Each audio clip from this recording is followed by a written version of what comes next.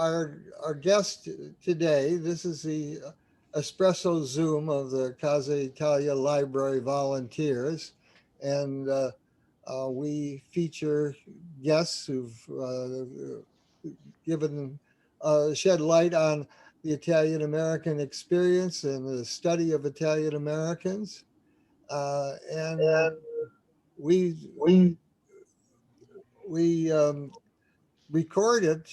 And there are now almost 20 different Zooms up there.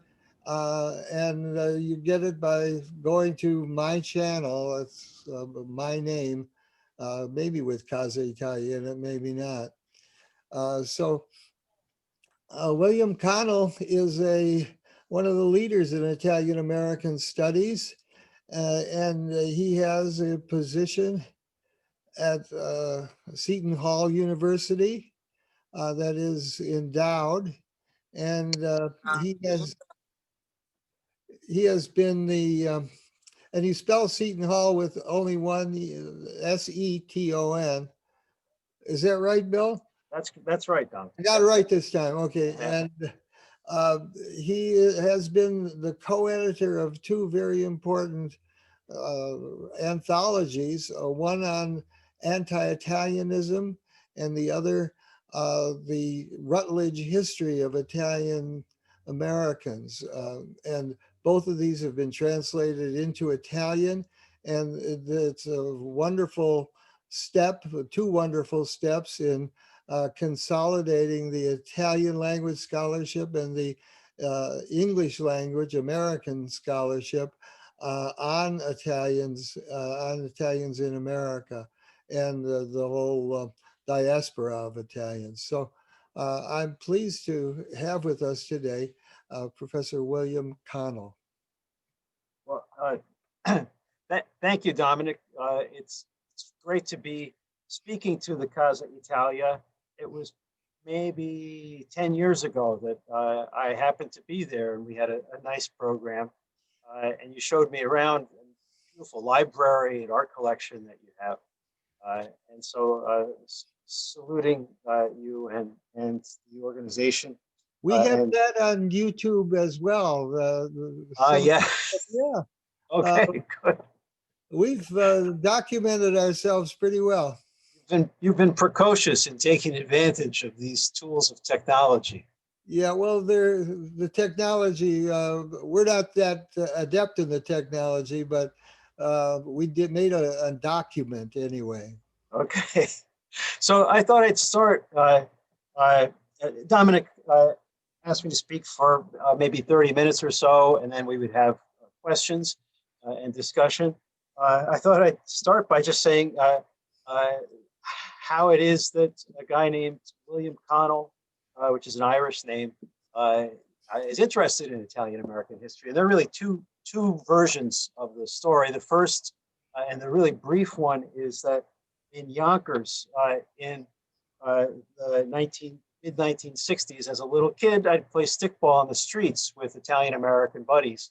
And at around 3:30, their nonne, their grandmothers, would come out with cookies for the boys, and they would give 2 cookies to the little Irish boy if I said something in Italian. And that's one way of saying where this interest of mine started. But then there's this a more serious story too, which involves always loving history and going to Yale as an undergraduate.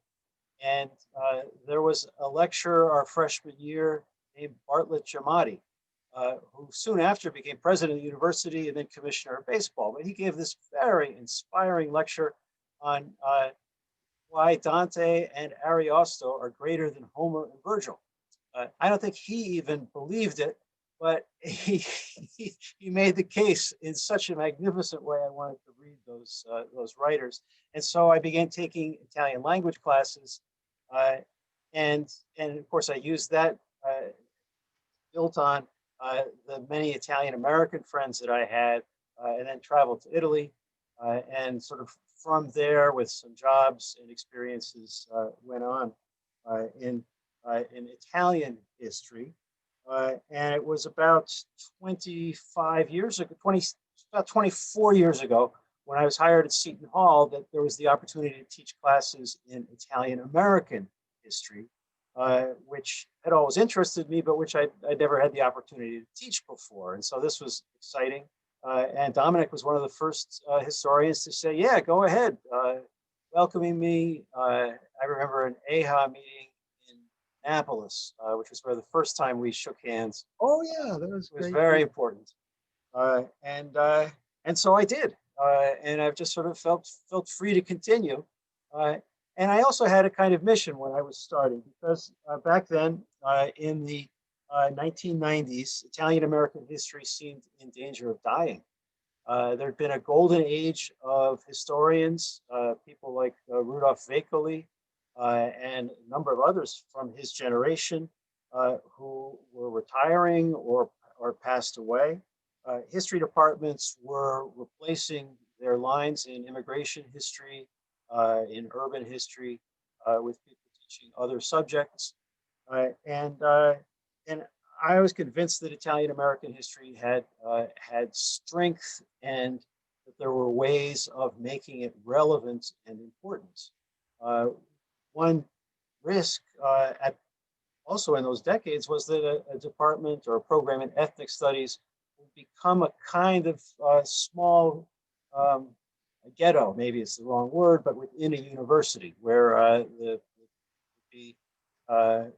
kids in Puerto Rican studies taking courses taught by Puerto Rican professors, and there wouldn't be that much, how to put it, it wouldn't contribute that much to the university overall, and the arguments could get smaller and smaller. And this was happening in some Italian studies and Italian American studies programs too. So there's the risk of sort of becoming too small, too local.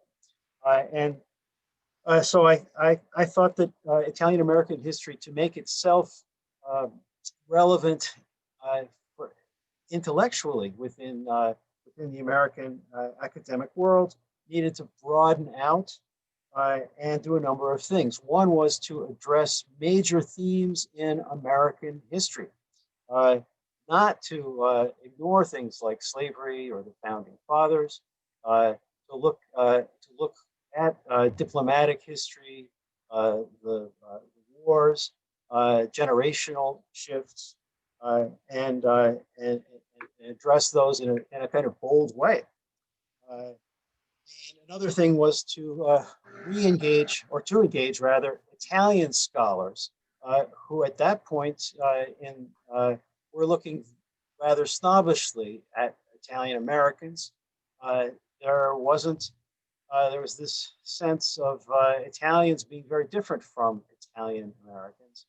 I remember the university I taught at, there were Italians who taught Italian language who would, when May came around, immediately fly back to Italy and very much look down on even their own Italian American students.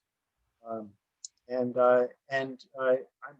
really glad and able to say that I've contributed a lot to recent interest in the Italian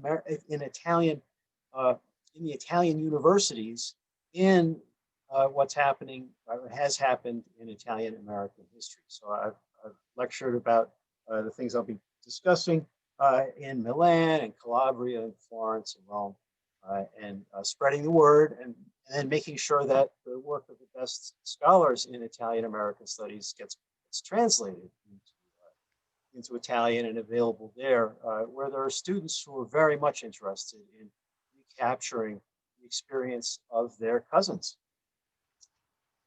So I had a kind of mission, and I thought, well, attacking the full scope of American history means going back to the beginning. And so I've done my own research, trying to come up with new theses, new hypotheses. And one important one regards the generation of Columbus, Vespucci, Verrazano. We thought we knew everything about these. There were statues. They seem to be almost entombed. There are modern day controversies that basically ignore most of the real history of what happened back then. They tend to be guided by contemporary agendas rather than knowledge of the past. And Uh, the and I had always asked myself, why is it that Columbus, Vespucci, Verrazano, Cabot, why were they Italian after all? They were sailing for Spain, Portugal, England, and France. Those countries had been on the Atlantic since time immemorial. They hadn't sent people out across the Atlantic. Why Italians? Why were there Italians doing this? And it was just about 3, 4 summers ago, going through the records, each explorer individually, I discovered that, yeah, that actually they were funded, each one of these men, by Italian venture capitalists. The idea that Isabella financed Columbus going across the ocean is only partially true. The Spanish money was about half of what was raised to fund Columbus's first voyage. It was Italian venture capitalists who were willing to take the risk. Uh, Similarly, John Cabot, he sails to Nova Scotia. His money, he was given a flag by Henry VII of England, but the money all came from the Bardi Bank in Italy. So why did these venture capitalists, why were they willing to take the risk suddenly around 1500? It was because the Turks had conquered the Eastern Mediterranean. The markets were closing, and so the merchants in Genoa and in Florence were willing now to go farther out on the risk curve and back these voyages, which wouldn't have taken place if it hadn't been for Italian financial structure back in the European continent. So it's a completely different. If you look at what's called Atlantic world history today, as it's taught in American departments, there's hardly any mention of this crucial Italian role in funding the first voyages. Now, things changed when Cortez discovered gold. Then suddenly the Spanish government took over the enterprise. They cut out the Italian capitalists who invested in this, and the nature of colonial empire changed in the New World. That's a new thesis. Another one, founding fathers. Italian Americans would look to. They tell stories about Filippo Mazzei, who was Thomas Jefferson's neighbor, and he came up with the phrase that all men are created equal, and that stuff is true. But much more important for the founding fathers was the fact that Italian history offered models of republican government. There's a great passage in a book by John Adams where he says, let me recommend it to you, my young friends who have time enough before you, to make yourself master of the Italian language and avail your country of all the instruction availed in the histories of 100 or 200 cities, all independent republics. And the history of one is the history of all. They all had the same destiny, an exit into monarchy. That is, from being republics, they became tyrannies. And the big influence of Italy on the generation of the founding fathers was not the positive ideas that came from Italy, but they saw these examples of failure in Florence, in Siena, in all of the different Italian republics. And the founding fathers, they read Italian, they knew this stuff. So new thesis. And it's a different way of looking at that period of American history that requires an understanding of Italians and Italian history. Yeah, there's Roman history too, I suppose it could be used as an example of how something relatively democratic turns into a monarchy. Yeah. If you think of Julius Caesar, which leads to then another aspect of I think that there's an early history, a prehistory of Italian stereotyping in the United States. If you go back to when the United States was was when the colonies were first established. Um, that coincides exactly with the very precipitous economic decline of Italy after the Renaissance. It's the early 1600s. Suddenly, you have armies of beggars in the streets, bad plagues and famines, and Italy goes into a kind of economic spiral that it won't emerge from until the 1800s. Um, uh, you also have Shakespeare's plays. Weird things happen in Italy. In the comedies, but they're always cited in Italy. And then there's Othello, and Italy is a place of not good stuff. And there's anti-Catholic prejudice. Um, Basically, there's a kind of belief that Italians value themselves and their families more than the community. This is this kind of vision of Northern Europeans that then goes directly across the Atlantic to the United States, so that when the Great Migration begins, 1870s, 1880s, Italians arrive in a country where these images already exist. It's like, yes, it's not that they arrive as unknown people. There's already an existing, yeah, we know what Italians are, and they're not necessarily trustworthy. And they're not the kind of people you can build a community on, because the people who were here knew that already from the prejudices they'd found in their in literature, in religious sermons, and so forth. But Great Migration. There was a lot of work by sociologists and social historians in the 50s and 60s. That was a lot of it geared towards urban neighborhoods, gangs, ghettos, and an issue of assimilation, and how to bring everybody together in the melting pot out of these local neighborhoods. And here I don't have a particular thesis, except I've been exploring what happened in Newark a great deal, and it's just part of because Seton Hall happens to be located. It's in the town of South Orange is right next to Newark, and it's the Catholic University of New Jersey and the Archdiocese of Newark. So I can do local research there that is intriguing. There were 4 Little Italies. Rudy Vecoli's discovery of 16 Italian neighborhoods in Chicago was very important. The image had always been that there was just one Little Italy in American cities, North End or in North Beach in San Francisco and so forth. There's a variety, that they have different allegiances, different churches that they go to. This is something I think is important and needs to be explored further.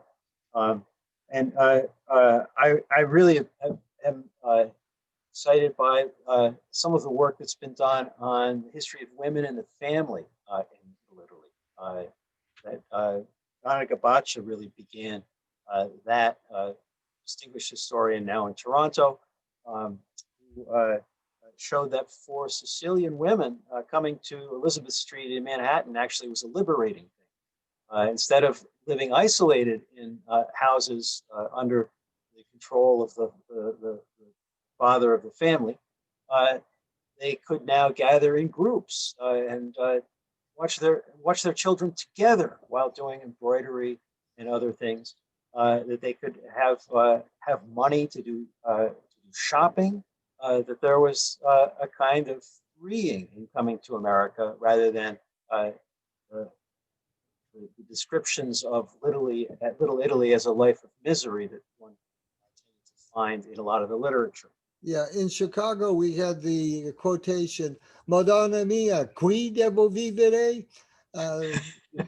We have to live here, but then we also had in our book on Italian women in Chicago, a series of women who achieved things like Mother Cabrini and a whole bunch of other ones that are described in the book.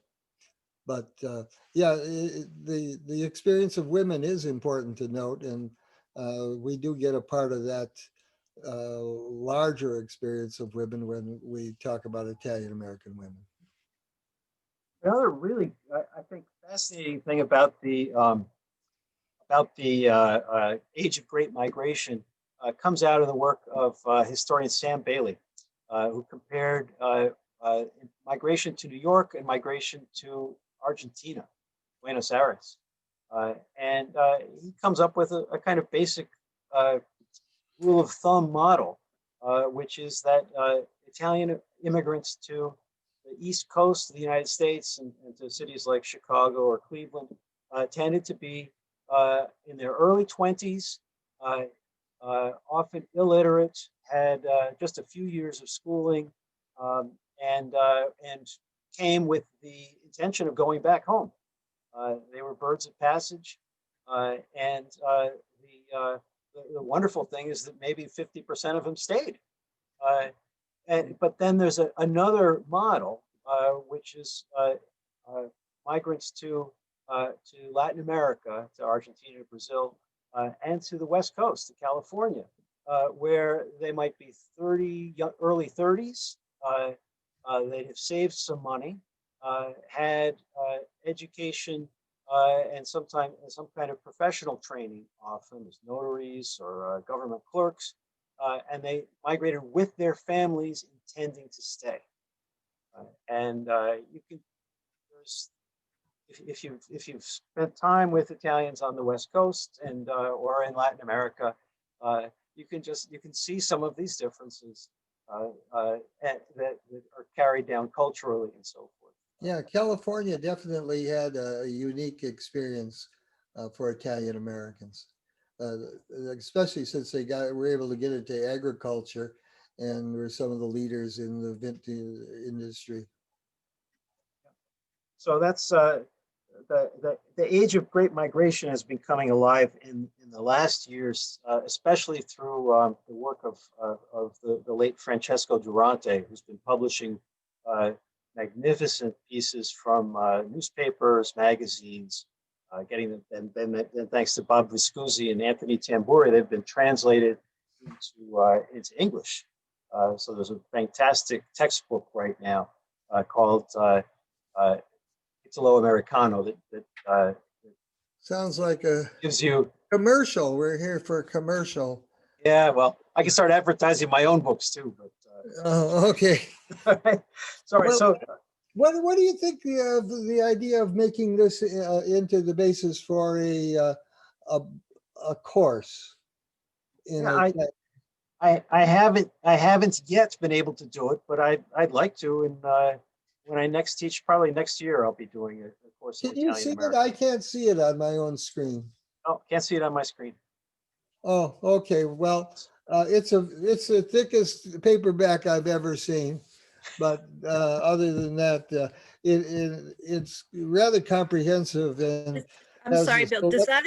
I don't mean to interrupt. Is that volume 1 and volume 2 combined of his? No, work? It's actually volume 2. Okay. So Durante just passed away this year. Yes, I know. Loss. Friend of mine, a young friend of mine, was actually a student at the university at which he taught, and in Naples there. So yeah.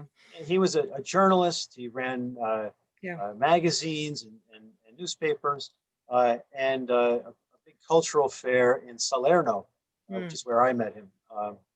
And he decided maybe 15 years ago to start excavating Italian language writing in the United States. It took place. I know. I remember I had the volumes in Italian, and then they later came out with, like you said, with the English translation. So. And so he published 2 big volumes. One is from early times, like the founding fathers' time, because there were Italian travelers, voyagers, all those early ones, and and the big English, the big volume that Dominic was just advertising. Goes from 1870 to 1943. Yeah, that's volume 2. Yeah, I got the mummy. shelf there. Uh, let's see. Oh, so just another point I wanted to make. Religion. Religion has been left out of a lot of the historical study. Largely, there's a kind of lay or secularized approach to history that you find, especially in labor historians and social historians, for perfectly fine reasons. It's just sort of the way professionally things have developed in history departments. I myself, I'm not Catholic. I was raised a Protestant. I joined the Greek Orthodox Church that my wife belongs to when our daughter was baptized. But I find studying religion a fantastic thing. I teach at a Catholic university, and so it offers opportunities for learning and sorting things out. And I'm particularly interested in the actually rather fine and intelligent thought that in ordinary believers can be expressed. And so here's a letter I've just I'm in the process of publishing now in a big essay about an immigrant to Newark. He arrived as a child, 13 years old in 1924, and established a grocery store. And when and just after a trip with his wife to Italy, he comes back to Newark and he's diagnosed with multiple sclerosis, which leads to full paralysis, except that he could speak and write with his right hand. And what was presented to me by the family at one point was a 10-page letter written by this man in all capital letters in Italian. And he'd only had a third-grade education in Italy before he came. And then when he arrived in Newark, he had to go to work almost immediately. But yet he wrote this long, eloquent letter, but with lots of spelling mistakes and getting the grammar a bit off, to Pope Paul VI, asking for a miracle. and he says that here's just one quotation from him. I don't speak just of myself, but of what happens in the entire world. Innocents and little children who were dying of hunger and were massacred in many countries. If God and the saints existed, they could stop these tragedies and evils in a second. Did Jesus only heal the sick 2,000 years ago? Are we of today not his worthy good disciples? Even though I am in need of his pity and mercy, I am sure that the people of 2,000 years ago were not more humble and good than today. Why doesn't Jesus appear and heal the persons who are worthy? I decided then that he didn't exist, that religion was good only for whoever needs a psychological crutch. Okay, this is a man with almost no formal education, and he's able to write it written in Italian. So I've translated his Italian into English. But that kind of religious feeling that takes the religion seriously, but then sees all of the issues and problems and challenges involved, I think is very important and something that needs to be pursued. There are really good people working on religion among the Italian Americans, coming out of Bob Orsi and what Joe Shore has been doing on material culture. But the actual content and belief structure also needs to be addressed. And I'm coming close to the end. There's a way in which Italian American history tended to drop off in the 60s and 70s. It was a sad time for many Italian Americans who were leaving the inner city and moving to suburbs. There were turf battles, ethnic strife, and then also the whole story of mob violence, and then the movies and mafia stuff, and I think that is actually rich material for exploration, especially now that people aren't as sensitive about it, and you can act more readily just access and study facts of what happened in our major cities. And I think there's a lot to be learned about it. And it becomes a way of addressing some of the issues that are still with us. If you think of the riots this past summer, if you think of how people feel about their identity, their ethnicity, there's serious work to be done on Italian Americans in the 60s and 70s that people were reluctant to do for a number of decades, but I think they're starting to do now. One I've got a cat here who's meowing right. Oh, Got to pardon that. One story. I'll end with this story. It's a case 1965. There's a little girl, blonde-haired, taken in by a foster family in New York State, just about 50, 60 miles north of the city. The dad works for IBM, and they decide after they get her, I think she's 3 or 4 weeks old when she enters their house. 5 years old, they decide they want to adopt her. And the county adoption board says that major problem is that these are Italians who want to adopt this little blonde girl named Beth.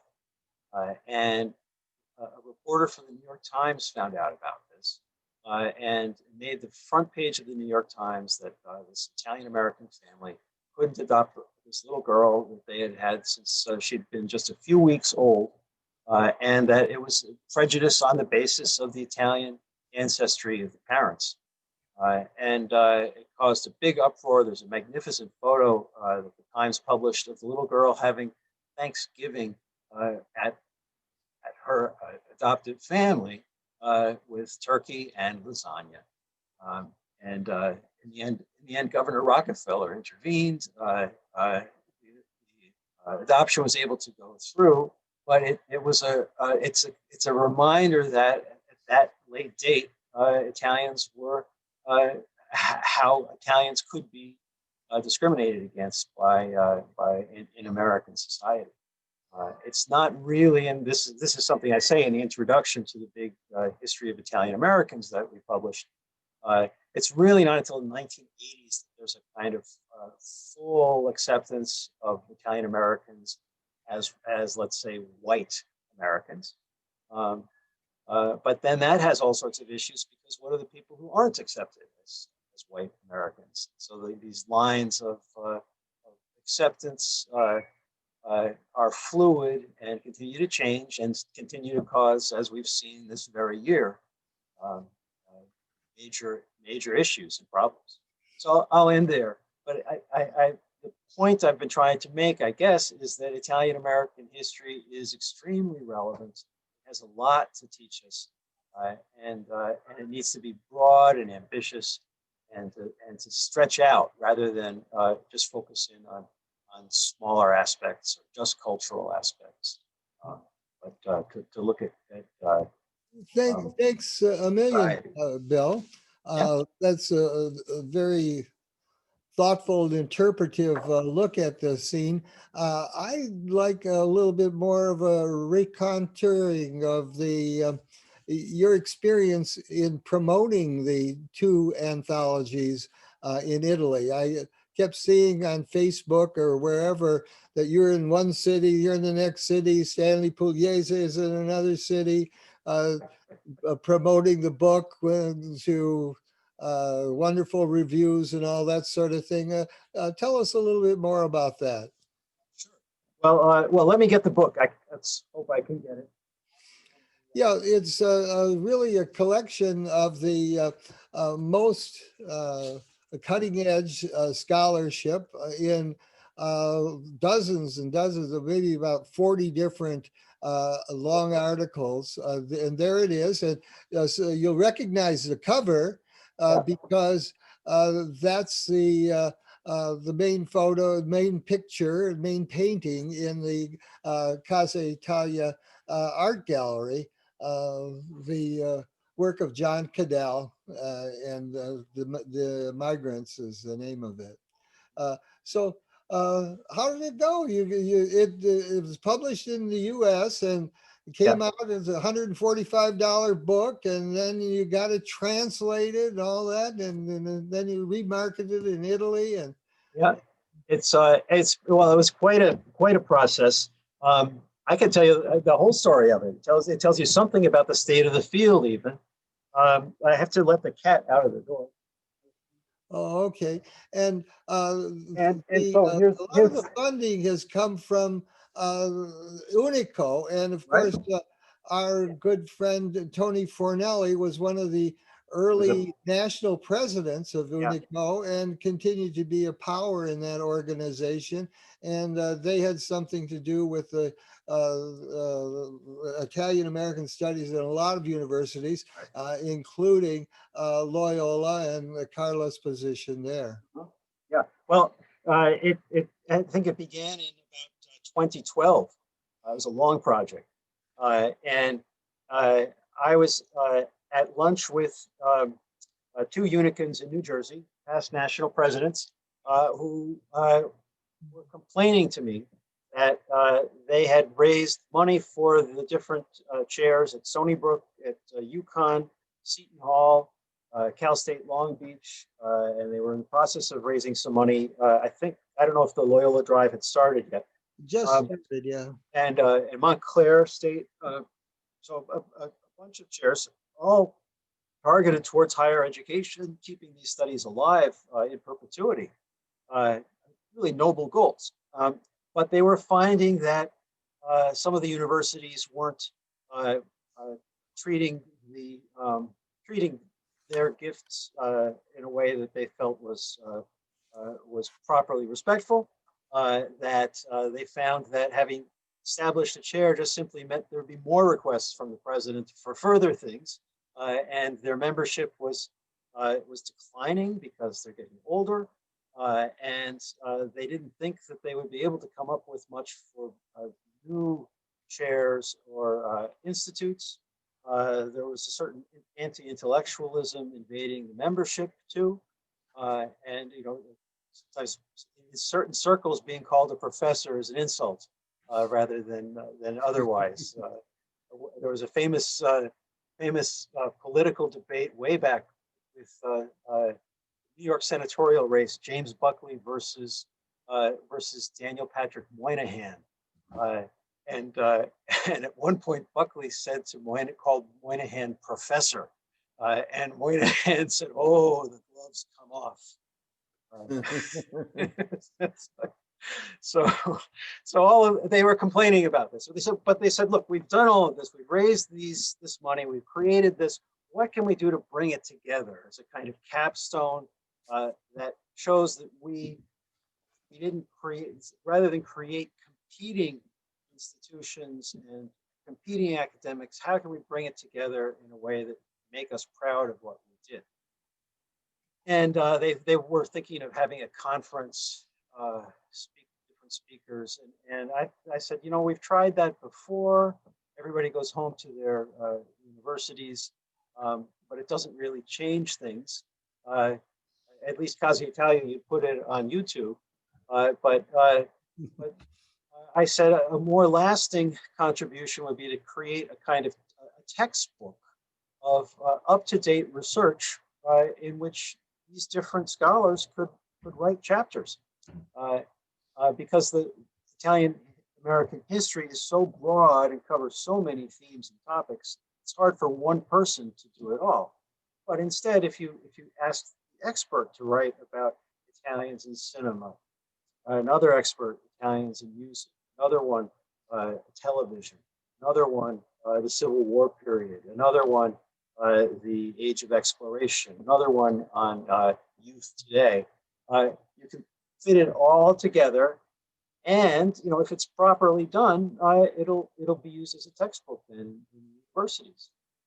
And so I proposed that as a thing. But what surprised me was that the next day, and it sounded like impossible. How much would it cost? I said $50,000. I wanted to set the bar high because it would take a lot of work and be expensive, and really wouldn't be worth the work unless there was really backing behind it.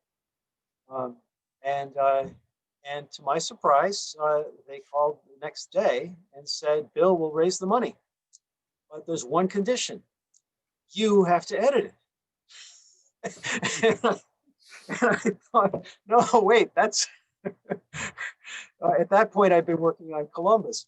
But there's, as we see, this arc that goes all the way to our own our second millennium here, and also I have an Irish name even, so for that to be on the cover. But fortunately, I have a good friend in Stan Pugliese, who holds the Unico chair at Hofstra, and he also has published a lot on 20th century. And we've always gotten along together and collaborated well. So I gave Stan a call, and he agreed to be co-editor. And then we began lining up writers of the different chapters. But it says something too about publishing in the academic world that I couldn't find for a long time a publisher. I went right to the top. Harvard University Press, the acquisitions editor was cited. And we were offering $50,000, and she took it to the board meeting, and the president of the press said, "Wait a minute, Italian Americans, what do we do about all the other ethnic groups?" And it was turned down. And it was turned down at Yale. It was turned down at Rutgers, and just so happened that an Italian American editor at Routledge, a big publisher, division of English publisher, came to me and was looking for a project. And I said, "Well, there's this one." And she said, "Yep." And then they gave us very generous terms, which left enough money over for us to hire translators to translate the volume into Italian for an Italian edition. So that's a kind of short story of it. Now, it came out as, yes, $150, I think, as a hardcover, which I have here. But much nicer, actually, is the paperback, which opens more easily, has very fine quality photographs and illustrations, and the paperback is available for between $45 and $55. You can get it on Amazon. It's a great Christmas present. Strongly recommended, and that's a great price for a school textbook too. It's 700 pages with wonderful, great photos, and a real bargain. So that's that story. So then, how about Italy? I always wanted it to get published in Italy. I have lots of academic contacts there. I go there 2 or 3 times a year anyway. And I know that there's big interest there among my friends in Italian diaspora. And there, instead of getting the treatment I got from Harvard, Mondadori, big publishing house owned by Berlusconi, biggest publishing house in Italy, said, "Sure, great." And, now, we're not getting any money out of it ourselves as editors. Royalties are, maybe a check for $100 at the end of the year. But from our perspective as academics, what matters is that it get out there, it read, that it spread the word, and the fact that we enlisted about 7 or 8 Italian academics to write those chapters in the original and then in the second book meant that we had a network of people eager to promote it in Italy too. So there were supposed to be 5 different presentazioni of the book in Italy this past year, but they all had to be canceled because of COVID. We only had the first presentazione, which was in Rome in the Palazzo Mattei at the Centro Studi Americani, and that was a very nice, very, very nice event. And I should thank Maddalena Tirabassi, who essentially, together with me, we edited the Italian version. Stan had another big project which took him away from most of the Italian edition, whereas the American edition, he and I were like two oxen pulling the plow, but Stan has been and Stan's been presenting it in Trieste. We presented the American version then too in Naples at the Salerno Festival, University of Calabria, Florence. It's been a big success, and it shows how there's global interest. If you think another point is, if you think of Italian communities, Italian immigrant communities. My hair's going the other way. It's funny when you're looking at yourself in the screen. The mirror. Some of you may have had the same experience in this age of Zoom. If you look at Canada or Australia, Argentina, Chile, Brazil, Mexico, places where you've had significant Italian immigration, none of many of them are very different. You could draw some lines between, let's say, Uruguay and Argentina and Brazil. Chile is very different, for instance, and Mexico is very different. Venezuela is very different. But if you look at those different communities, none has had the global impact of the Italian American. Thanks especially to cinema and entertainment. There's an understanding of an Italian American identity that is gripping, that attracts interests all around the globe among non-Italian Americans, among non-Italians. If you go to Greece, you go to Israel, Poland, Russia, there is this feeling of and so here's a book that really, I think, explains it. That's a long way of answering your very quick question, Dominic. Talking about the book and its success. As Chicago, we're proud to participate by giving you the cover photograph, and let's open it up to the panel here, or to the whole group of our Zoomers out there. Got any questions for Bill Connell?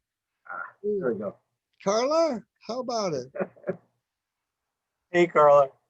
Hi. Well, first of all, I just, I'm so grateful, for all the work that you do, and, making a position like mine possible by, being real pioneer with the scholarship, and not only your own scholarship, but like you said, collecting the scholarship of others and making this anthology available. So I teach Intro to Italian American Studies. That's a course I developed to anchor the minor at Loyola. And, I'm thinking maybe I could adopt that as a textbook. Right now, it's based on all different articles that I've pieced together. So that's definitely something that I would consider. I wanted to ask one thing. I don't know if I heard you correctly when you were talking earlier about like people like Cabot and Vespucci and Verenzano, and why they were the ones that were engaged in that. You mentioned that the financing came from the banks of Genoa, in addition to, like, even with Columbus's voyage. Did I understand that correctly? Yeah, Columbus. The thing is that so they make an agreement with him. Ferdinand and Isabella do after taking Granada. They sign it. They sign everything, and then the money that arrives that he's given access to is only about enough for a little more than half of the outfitting of the 3 ships. And the Genoese that he knew turned him down on a loan. He was a low-class Genoese, and he found Florentine bankers who helped him out. And these when he actually comes back, then the Genoese help fund fund the second voyage. Okay. And along with Ferdinand and Isabella, who are delighted, and they send out this big fleet of 17 ships Mm. For the second voyage. But it's the first voyage, it's Florentine banking, Hmm. and backing rather. Yeah. How do, what else? So then, but the problem is that he doesn't find gold. He doesn't find the gold that he Yeah. wanted. Yeah. And so it's interesting. The banker who gave him the money, who was a slave trader, with the African slave trade between Spain and Mhm. Portugal and Africa. The man who loaned him the money died, and the person who succeeded him as the creditor was none other than Amerigo Vespucci. So Vespucci knew Columbus, Yeah. and He was on one of his voyages with him. Yeah. The yeah, first, or and second, yeah. and there's this line in one of Vespucci's wills. If that debt that Columbus ever owed us gets paid off, here's where it is. So Columbus never really did pay it back. Hmm. Then Vespucci worked for the Medici Bank from Florence, Hmm. and Cabot got his first loans from the Bardi Bank, which had a branch in England. And Cabot was a Genoese, became a Venetian citizen, then traveled to Spain and got a big contract for building a bridge that he skipped out on and ran away to England, where he was able to put together We came on then we voyage. sailed for Henry. And I think and it's who's the really last one? interesting. Yeah. Oh, Verrazano's the last one. It was a Florentine consortium of banks. But why so many Florentines? The Genoese were already established, so they were less eager to risk something on a Columbus. Hmm. But they then funded him for his later stuff. Yeah. Okay, another question, comment? I can't see you all, but wave. Okay, Ed, let's get you unmuted.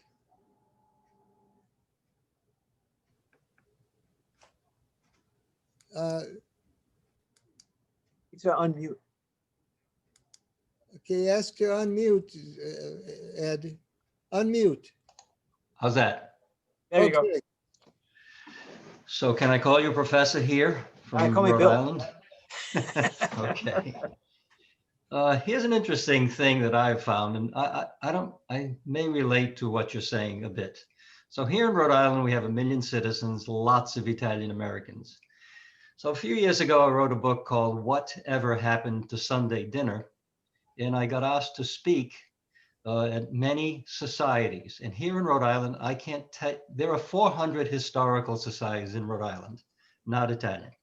I can't tell you how many Italian societies there are, from Della Civita to Roma Society to the Dante Society. I've spoken to all of them, and they don't talk to each other. As a matter of fact, I spoke to the Roma Society on a Sunday, and they served roast beef and a potato. They didn't even have a Sunday dinner. And I just could never figure out what's happening here.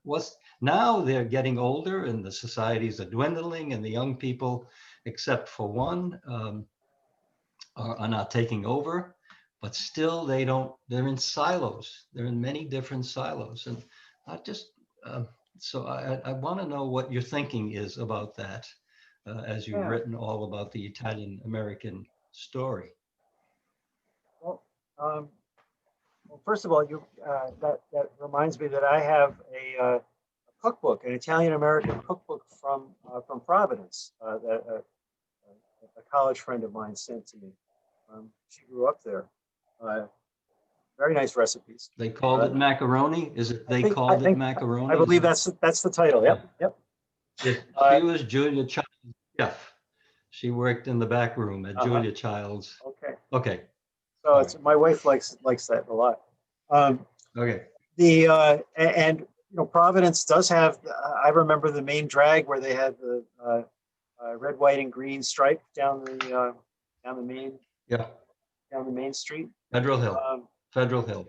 yeah, but there is this. The question is it old or is it recent? And are these often these divisions would be regionally based? There'd be the same sort of family group or same town settling in an area of a particular number of blocks, and so that you might have from Provincia di Avellino and another group from Calabria, and they wouldn't necessarily interact just because of Well, it's campanalismo. yeah, right, the Yeah, campanalismo. Campanile. Yeah, that's what they say. Yeah, I think the thing is, everybody has a chance to be president of the local società and to be honored in that particular group and recognized. And I think that's the reason for that. Now, why they don't confederate? Well, everybody's tried to do it. Sons of Italy has tried to do it and probably been the most successful in working that out. Unico has tried to confederate the societies with some success, but it's a real challenge. Italians are individualists, and they like their small organizations where they can run it themselves and not be dictated to by somebody else. Yeah. Mhm. It's Somebody else, Lou Corsino, you know about the sociology of Italians quite a bit. Maybe the underworld people. Why are they in silos? Well, can I ask another question? Sure. Similar question. It's funny that I'm listening to this the presentation, which is obviously wonderful. So many theses, but I'm thinking much of the rationale or the narrative is to look at Italian history to understand current phenomena today, current historical immigration issues today. I wonder if you could look at it the other way. That if you look at like many groups today, like especially Mexican groups today, who are trying to maintain their culture but yet be American in a different way, could we take their experiences and look back at Italian American history and see in some ways, I'm overstating this, but in some ways a paradise lost, that in some ways Italians, I think, may have given up. They gave up their culture, they gave up their experiences. We're talking about here, venture capitalism early on. They gave up so much to become American. Their language. The language especially. Yeah, the language, their culture, the Sunday dinners. In order to be American at that time, they had to jettison a lot of their Italian culture.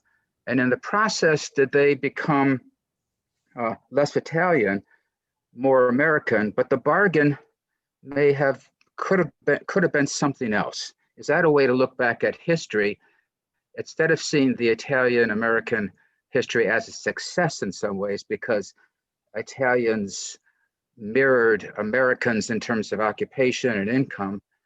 Could we see it in some ways? Could we go back at history and reinterpret it as it could have been otherwise? It could have been more Italian, as some of the groups today are trying to maintain their culture along with their American sort of Americanness.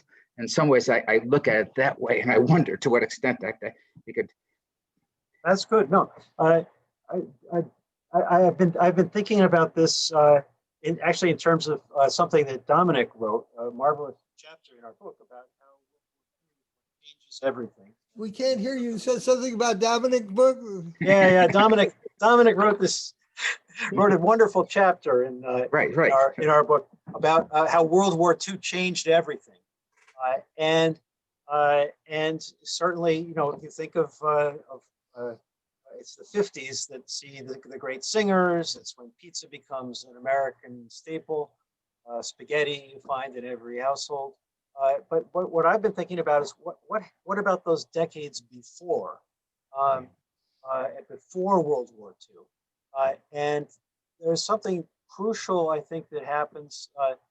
People talk about 1924 and the immigration quotas um, uh, in terms of keeping people out. But how did that affect the people who were already in? And it cut off a significant lifeline to Italian culture that came with every group of new arrivals. So if the new arrivals stopped coming, and you've got little Italies, they're suddenly they don't have the tie to not necessarily well, partly the patria, and there's a kind of artificial national transatlantic tie created by fascism, but the tie, the sort of natural and primordial tie to the paese is cut off. Yeah. And you know, there are letters written back and forth and occasional trips, but it was an expensive thing to go back to the paese. And if you're not having the fresh recruits coming in, that leads to a kind of cutting off that I think that maybe needs to be looked at. Yeah, when I was a kid, work. in the immediate post-war period, there was nothing good about Italy. And I was not proud to be an Italian. And my parents did not teach me Italian beyond, they spoke to me in Italian, I spoke to them in English, but they were not able to teach me how to read and write Italian or real Italian. It was all dialect of one kind or another. Also, there's a question of Italian Americans adopting the American prejudices so that they become more racist as they become more Americanized. I don't know how far you can put that, but it's true enough. And there's also the thing about the time and the technology available. Mexican immigrants can go back to Mexico with a car in a couple of days. They can get there. But in the early years of Italian migration, going back was a big ordeal, a once in a lifetime thing, if that.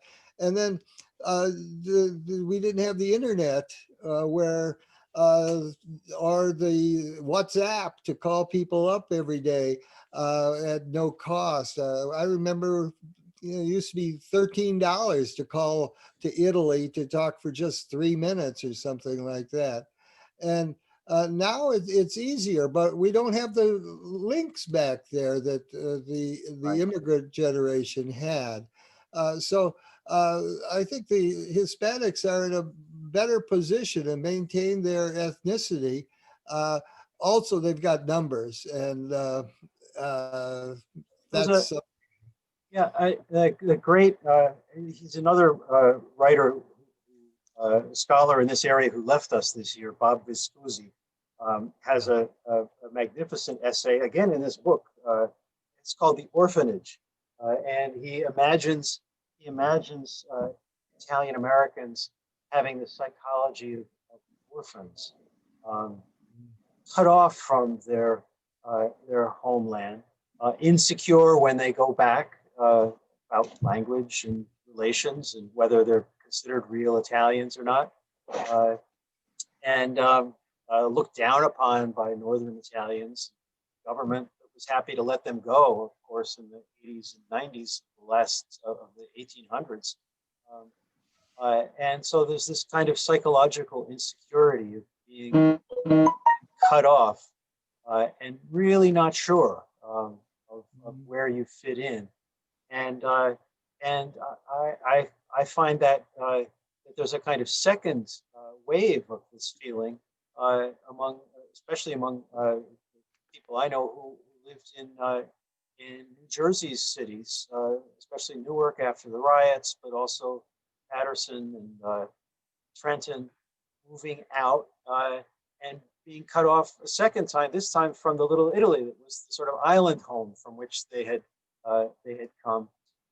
Their ancestors had come, maybe 8 decades earlier. So there's that feeling of being alone, having to survive by yourself, may contribute again to that campanilismo that Ed was asking about, and a kind of presence of grudges and about having left or being forced to leave, and a nostalgia about how wonderful the old neighborhood was, which may really not have been so wonderful compared to the beautiful suburban houses these people are living in, but they have there's still that attachment. In Newark, families living in short hills and big houses still go back to the old church, St. Lucy's, for weddings and funerals. So that tie is. Okay, well, we've come to near the end of our time. If there's anyone who has a pressing question, let's hear it. I guess you could make yourself known by waving your arms or something like that. Anybody? Okay, we have Peter Pero. I have some questions. Oh, okay. Okay, let's go with Giuseppe first and then Peter. Okay, thank you. Professor Connell, did you have some informations about the Albanian-speaking Calabrese communities in United States? Because, as you know, in Calabria, there are 3 important minorities,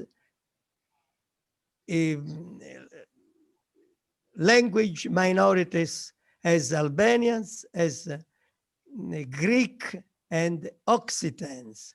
There are some studies about them in United States because they emigrate as well as the other Calabrese people. Thank you. Yes, I have a colleague who Ines Mirzaku, who's Albanian.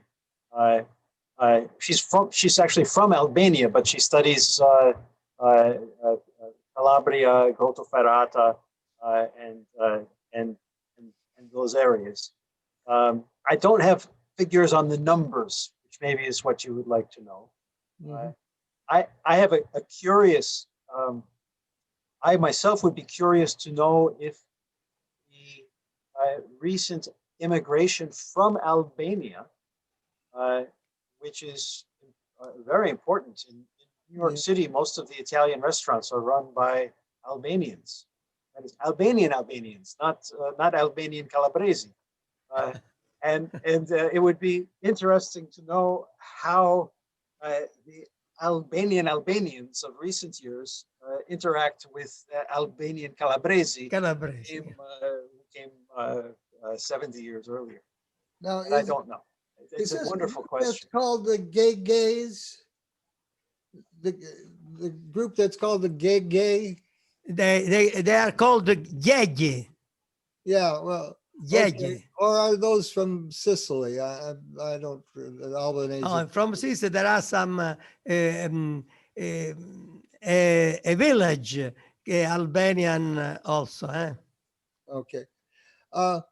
Any other quick questions, Peter? Pero, are you still there? Can we unmute you? Are you unmuted? You may not be. Okay. There you go. There it is. Yes, Bill, I really was thrilled by the comprehension in your talk today and covered so much. Really very rich presentation. This summer we suffered a little bit in Chicago around Black Lives Matter issues and the couple losses we had to some Columbus statues here.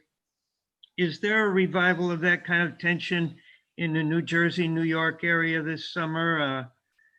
I'm thinking back to Bedford-Stuyvesant and Spike Lee movies, and there was that kind of thing arousing tensions in New York, New Jersey in the 70s.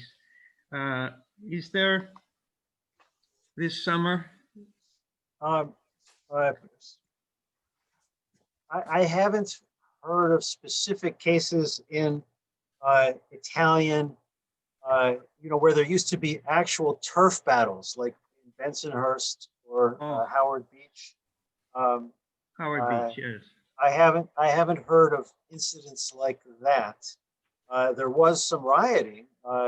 Stores on Fifth Avenue having their windows shattered and stores being looted, but that was not specifically ethnic Italian versus Black or Italian versus Jewish, like sometimes happens.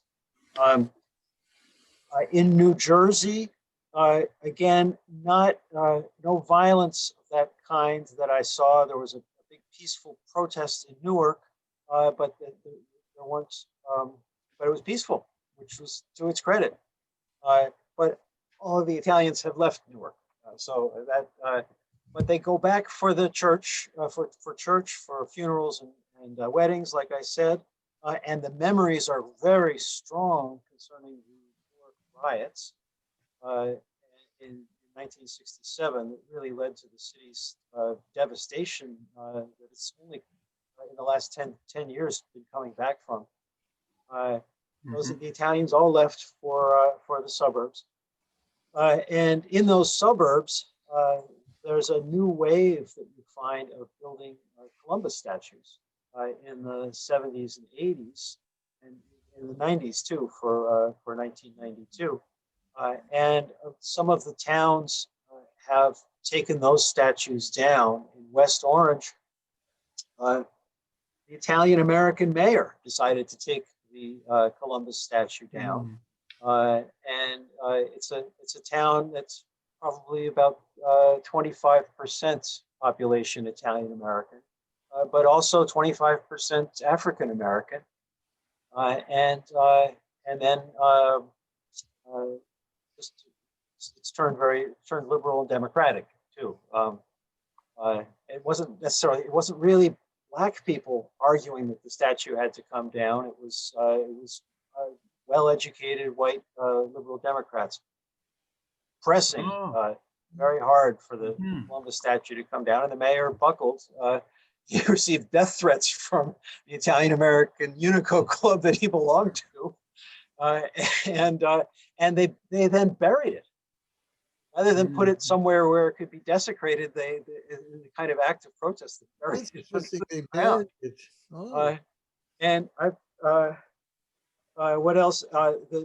In Newark, there were two big Columbus statues. One from 1920s, a gorgeous statue done by a prominent sculptor in bronze that belonged to the city. And the mayor, Ross Baraka, the son of the African American poet. I know who you're talking about, but Amiri Baraka. Amiri. Leroy Jones. He was called Leroy Jones before he changed his name. He Africanized his name, and they lived through difficult. They were on the other side of the riots, these African Americans, including the mayor of Newark, and had to face down really violent vigilantes on the Italian American side. Tony Imperiali, who was the sort of political boss of the Italian North Ward, running against Mayor Gibson, who was African American. would parade through the streets with a tiger on a chain. Okay, really, really sad stuff. So Ras Baraka sees this son of the just this summer took the statue down, and he put it lying on its back in a sanitation lot as a way of it's scoring points. Yeah. And the other Columbus statue was just carted away by that belonged to the Italian Tribune newspaper, had been erected by them in 1980 something, and that statue was just carted away, and it's in the backyard of a guy I know in one of the suburbs in Caldwell. He just called me asking if the university would want it right now, a week ago, and I said it's probably not the best time for it. Well, I said that in grammar school that there'd be so much arguing over history and so much disagreement over a dull subject in school. My line is that there's a lot of misrepresentation on both sides of the Columbus debate, which is really fueled by contemporary grievances. And as a historian, I go back and say it's hard to see things having turned out without violence, without slaves, without diseases, without massive mortality. Just hard to see that having happened.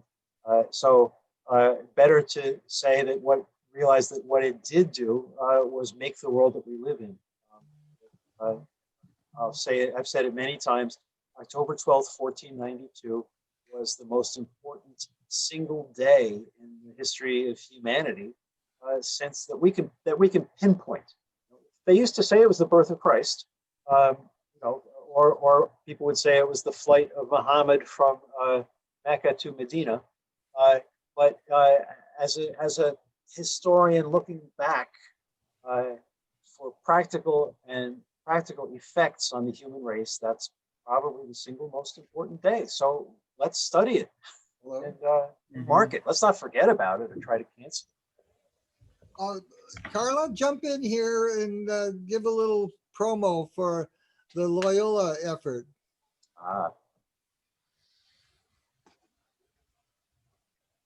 Oh, we got to unmute you.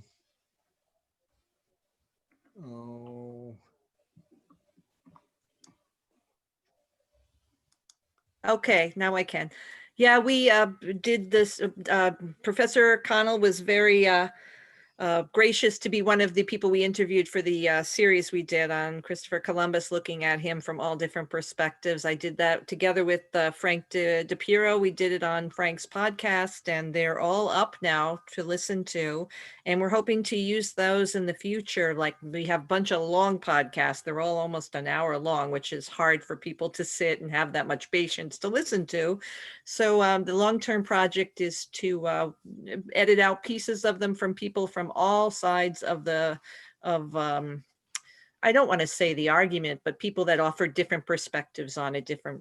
So we looked at him as a historical figure. We looked at the development of the holiday in the United States. We interviewed a medievalist. We had Gabriella Araldi from Italy, who talked about him as a Genoese and what he represented. So yeah, we're trying to create a space to